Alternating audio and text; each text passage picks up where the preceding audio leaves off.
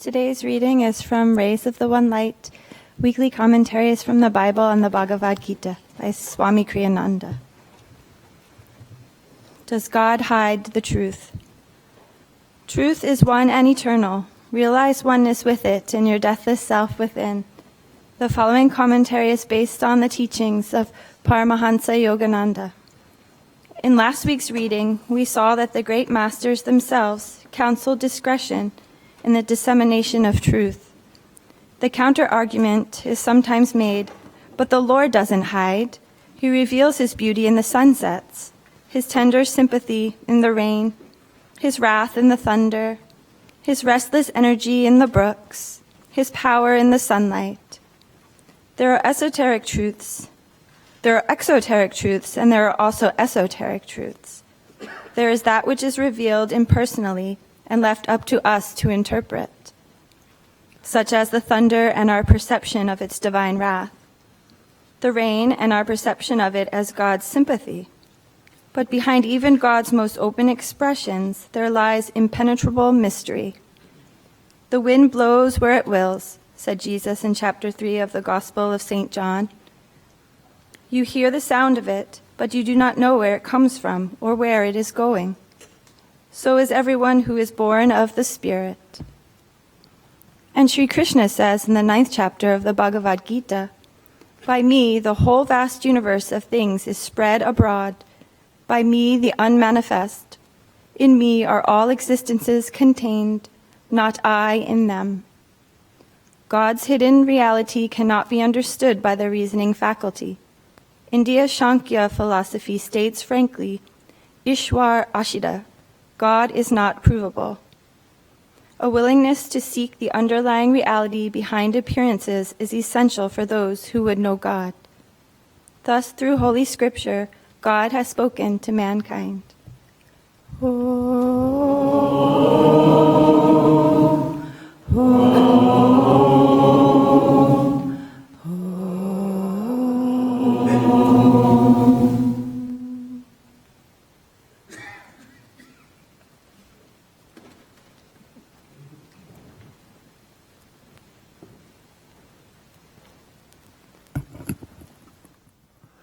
Good morning.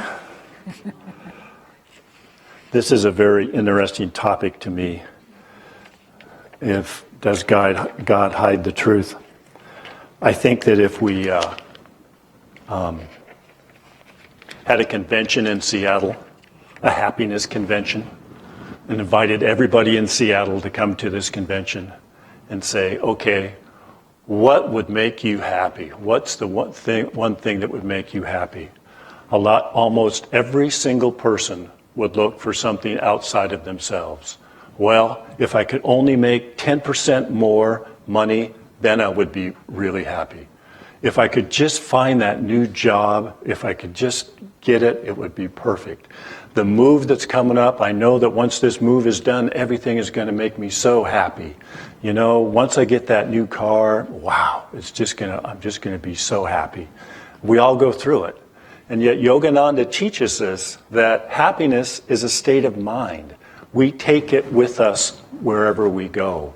If we go to an event like a baseball game, our happiness is there.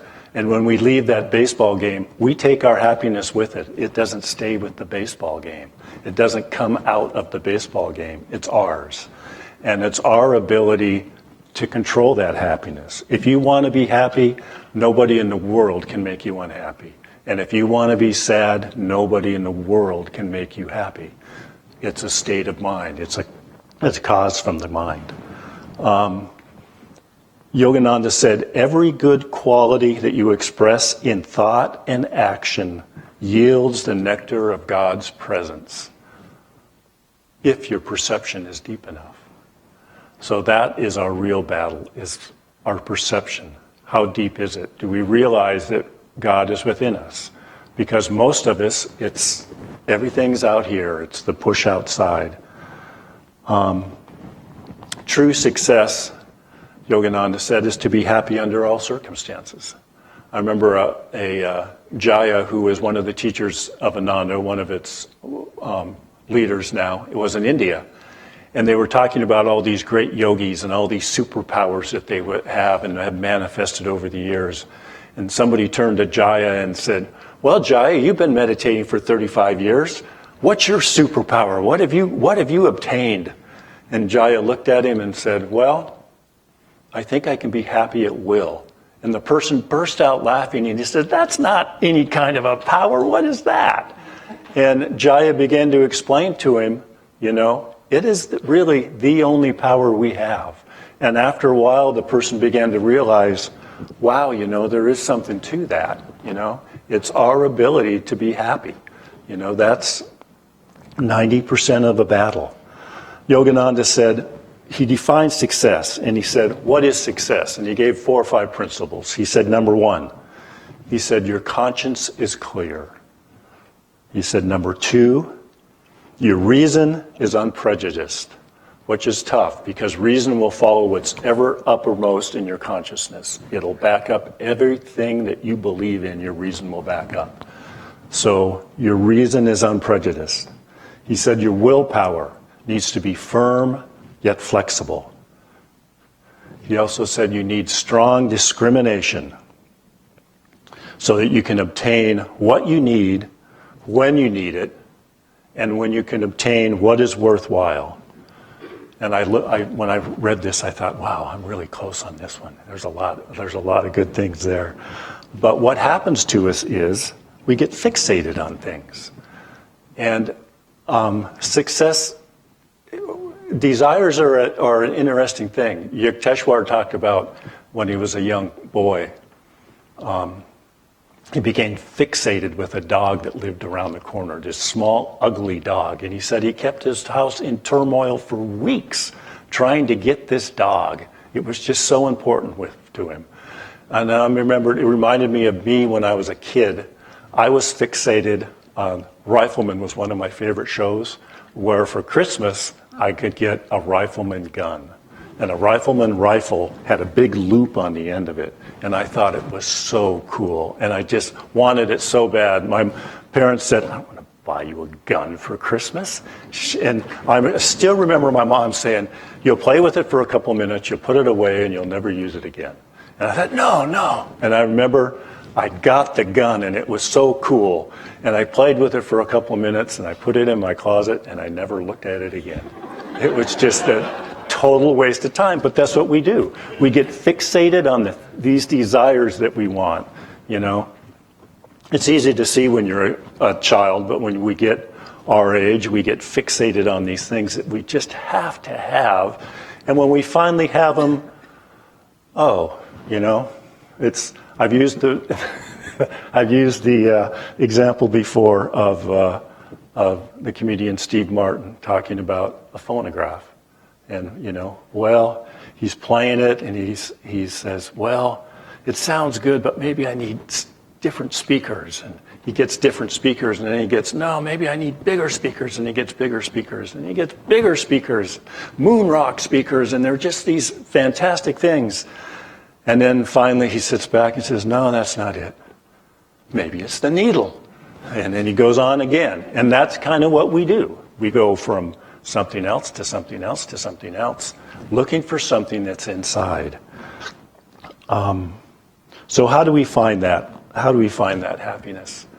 We heard in the reading today, you can't find it through your reason. Reason it's a good tool, but like primitive man, Yogananda gave an example of some primitive tribes, when a person would come to the medicine man with a headache, the medicine man would go out into the jungle and he'd take a box with him and he'd capture the headache out in the box in the jungle and he'd bring the headache back in the box, and that would be how the person would get rid of his headache, because it would be in the box using his head. And another one he gave was, another thing the primitive tribe used to do was they would put fish hooks in a person when they were ill, fish hooks in their head, so in case they sneezed, their soul would be trapped in the body. It wouldn't escape the body when they sneezed, Using your head, that'll get to it. I mean, these are actual practices, And if you look around today, there are a lot of things that people do when they use the reason. You look at it and think, that is one of the stupidest things I've ever heard. But, again, God isn't provable through the reason. You just can't do it. So, what do we need? Why does nature veil God? And I think it's, I heard it,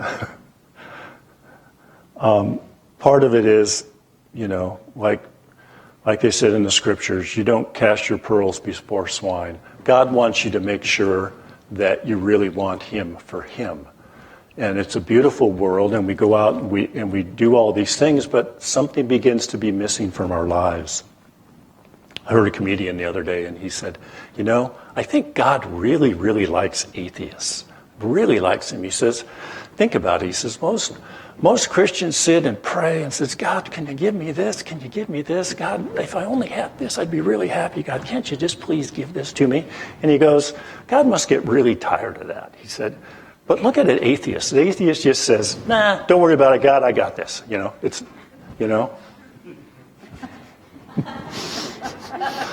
Could be. But we do, it seems when you look at the lives of saints, it seems like it's just a natural process of human nature that we go through all this stuff. A lot of them, St. Francis was a classic example of going to war and coming back, and he was just a real party goer, a real social person, and he finally reached the point, what is it that I need? What is it in life? There's something missing. And I think we all go through that. One of the greatest quotes in the Bible, and I read this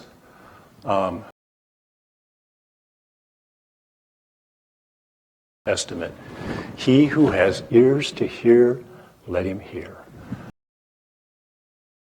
Thus, the spiritual path begins when we learn to listen, when we learn silence or stillness. I know for me, I was convinced that I was right. My life was a mess, but I was going down a certain path. People were trying to convince me of things, and it wasn't until I really sat down and listened and absorbed a person's vibration, absorbed what they were saying, really listened to them, I woke up. It was the beginning of my spiritual path. And I think for most people, that is the most important thing.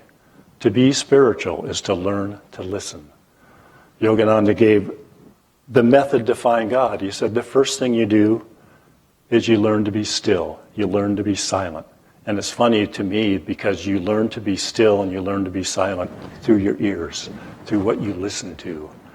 And that's the first step. He said the second step is devotion. Bringing your devotion up to the point between your eyebrows. You receive in your heart, every decision you make is in your heart, and you broadcast to the world through your willpower, through the point between the eyebrows. You bring that devotion up to your heart and you give it to God. And if you're sincere, Yogananda promises you, he will respond. You just aren't sincere enough or you don't try enough. And I said, that's kind of a saint's life. They need to hit to that point where they realize, they want answers. I mean, that's kind of how I came on the path and a lot of my friends came on the path. They got to the point where I want an answer. The third part of it is yoga. You need a way, a scientific method to find out who and what you are. It's there, but again, our energy, the world, our human nature pushes us outside of ourselves. But once we begin to go in and find that joy and live in that joy, we begin to realize what life is all about. We have a purpose. We get out of our little egos and realize that we are part of everything, that our consciousness is a part of all the people around you, that nature is just an extension of your own consciousness. that you are one with everything. But you've got to work at it. Because God, Yogananda said, God is very shy. He will not respond to you until he's absolutely convinced you want his love. And just his love. And then he responds. But for most of us, again, it just takes a while to reach that point where, okay, this is the most important thing in our life. And once you find it, you have a life.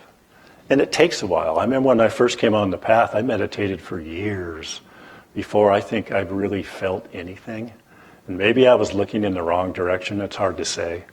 But now, after meditating for 35 years, there's nothing I would rather do than to sit down and meditate. It brings me more joy than almost anything that I can do.